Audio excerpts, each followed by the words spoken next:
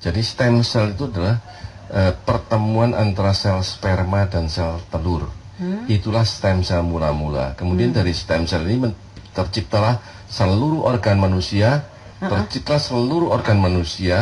dengan beserta dengan sistemnya, sehingga akhirnya lahir seorang manusia. Nah, berarti apa? Berarti seluruh organ manusia diciptakan oleh sel yang disebut dengan stem cell ini. Apabila satu sel ini bisa menciptakan seluruh organ manusia, maka tentu apabila terjadi kerusakan, yang bisa memperbaiki hanyalah penciptanya, yaitu stem cell. Jadi yang bukan atau tidak ada kaitannya dengan sel telur dan sperma pasti bukan stem cell. Dan satu hal lagi, stem cell itu life cell, sel hidup. Jadi kalau tidak hidup, maka itu kita bisa manfaatkan hanya nutrisinya saja.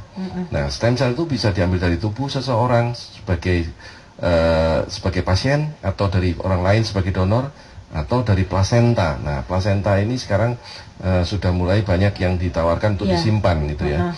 Nah, ternyata hanya cocok untuk anak itu sendiri yang punya. Sementara untuk orang lain belum tentu cocok. Untuk cari yang cocok tidak mudah.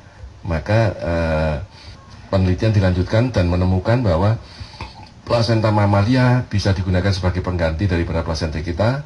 Ya, itu bisa digunakan dan cocok. Semua mamalia itu ternyata plasentanya bisa digunakan sebagai bahan untuk terapi stem cell, dengan syarat harus live, harus hidup. Kalau bukan live, maka itu bukan disebut stem cell. Kenapa? Karena memang stem cell sudah membuat kejutan dan membuat heboh dunia.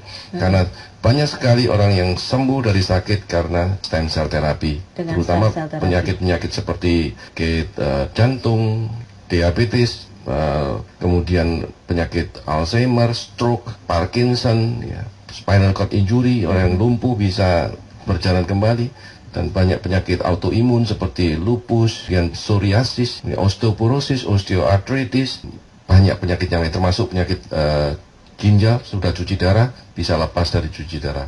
Bahkan ada yang buta, ya sudah buta karena syarafnya putus, bisa melihat kembali setelah menjalani terapi stem cell. Nah, ini yang tidak mungkin dilakukan oleh obat-obatan ataupun nutrisi.